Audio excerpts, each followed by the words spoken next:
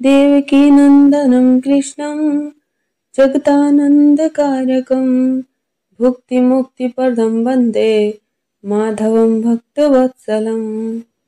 सूत जी कहते हैं, जो संपूर्ण जगत को आनंद प्रदान करने वाले तथा भोग और मोक्ष देने वाले हैं, उन लक्ष्मीपति भक्तवत्सल देवकी नंदन श्री कृष्ण को मैं प्रणाम करता हूँ। ओम क्लीं कृष्णाय नमः। मार्गशीर्ष मास की कथा सुनने वाले सभी भक्तजनों का आज की कथा में हार्दिक स्वागत है। भगवान श्री कृष्ण और श्रीमती राधा रानी की कृपा सदैव आप और आपके समस्त परिवार पर बन रहे।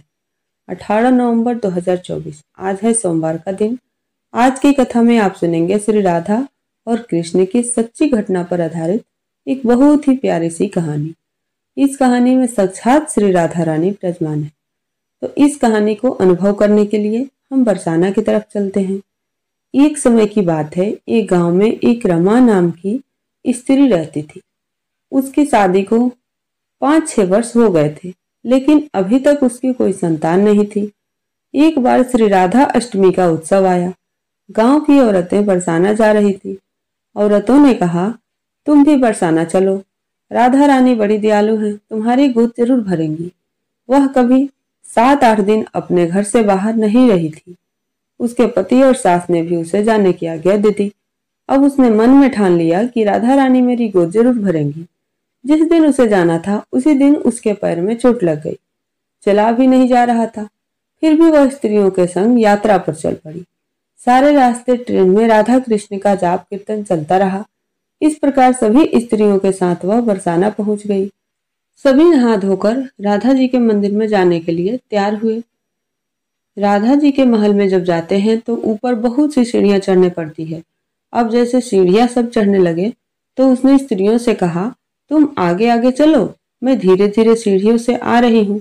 पैर में चोट लगने की वजह से चला भी नहीं जा रहा था। 2-4 सीढ़ियां चढ़ने के बाद उसका पैर मुड़ गया और वह नीचे गिरने लगी। तभी एक 7-8 साल की कन्या ने उसका हाथ पकड़ लिया। रमा बोली, बेटी, आज अगर तुम ना होती तो मैं तो नीचे गिर गई होती। वह कन्या बोली, मैया, ऐसे कैसे गिर जाने देती मैं तुम्हें। रमा ने पूछा, बेटी, तुम्हारा नाम क्या है। वह बोली, लाडो नाम है मेरा, यही पास में रहती हूँ।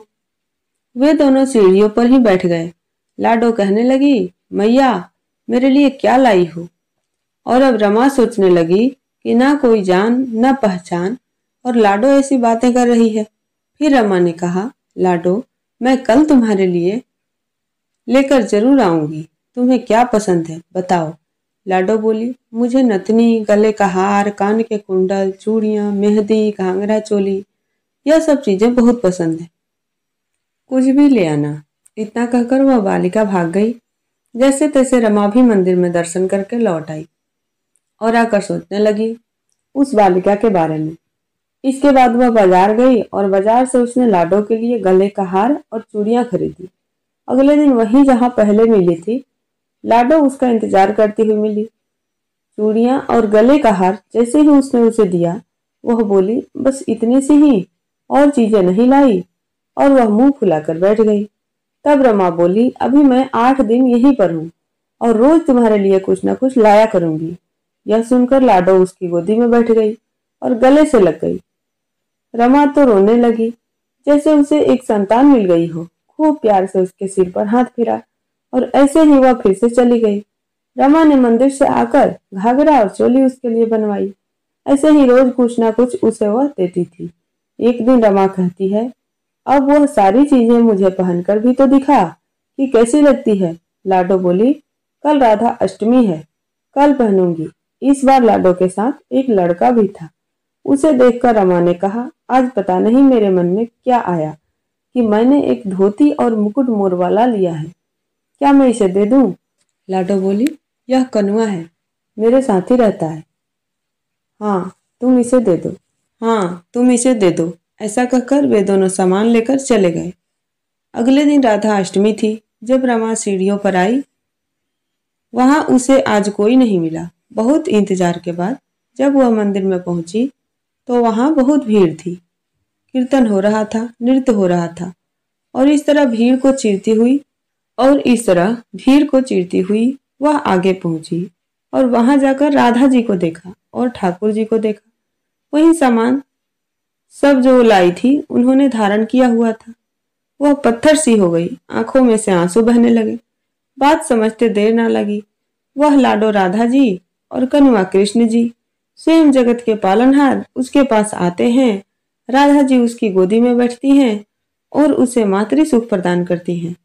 वह तो जैसे बावरी सी हो गई, दिन रात लाडो लाडो कहती रहती, पुकारती रहती। वह स्त्रियों से बोली, तुम लोग घर जाओ, मैं नहीं जाऊंगी। उसके सास और पति भी उसे लेने आए, पर वह साथ नहीं गई। अब तो प्रतिदिन वह सीढ़ियों पर बैठे बैठे आंसुओं से सीढ़ियां धोती, पलकों से बुहारती।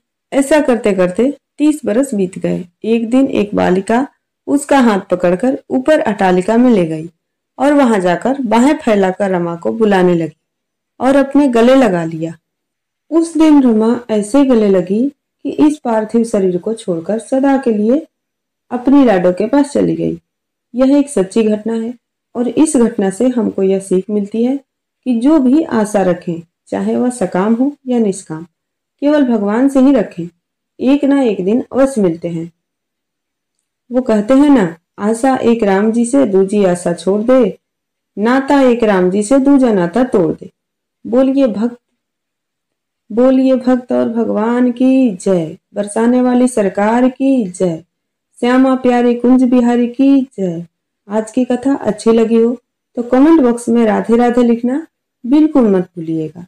और यदि चैनल पर नए हैं तो प्लीज चैनल को सब्सक्राइब कर लीजिए, जिससे कि आने वाला हर नोटिफिकेशन आपको सही समय पे उपलब्ध हो सके। मिलती हूँ आपसे अगले वीडियो में, तब तक के लिए जय श्री राधे।